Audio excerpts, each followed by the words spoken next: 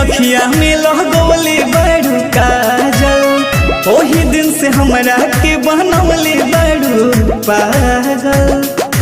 ए जान जहिया से अखिया में लगवले बड़ू काजल, ओही दिन से हमरा के बनवले बड़ू पागल। मन तोर से तहरा दीदार के, कहवा के बाली कहाँ के होठ लाली, कहाँ के हो बिंदिया लाल के।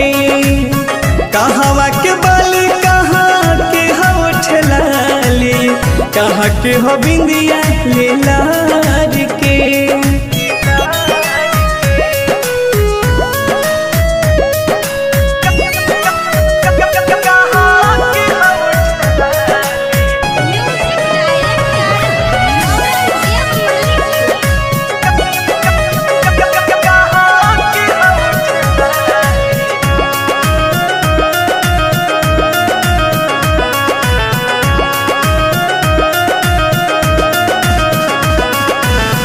अखिया के कजरा से किसिया भी पूछे, काराज बाटे तहरा रूप के।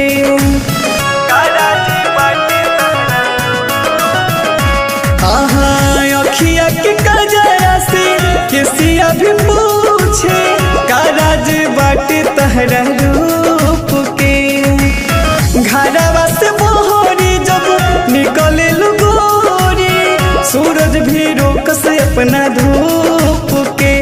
ऐसे मारो नैना के बाढ़ से,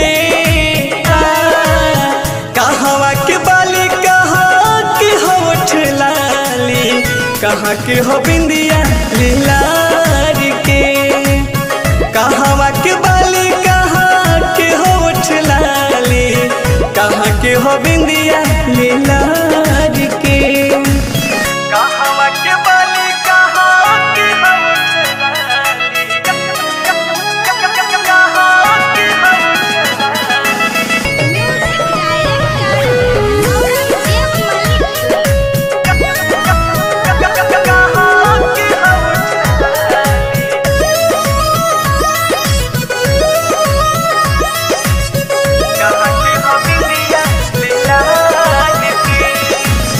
देह मखमलिया के नियन लागे, लागतारू जन्नत के नूर हो।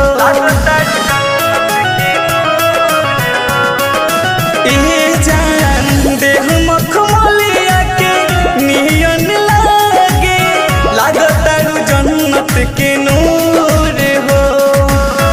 औरंगजेब मन के काहे तड़पावेलू, रहतारू नजरी से दूर हो।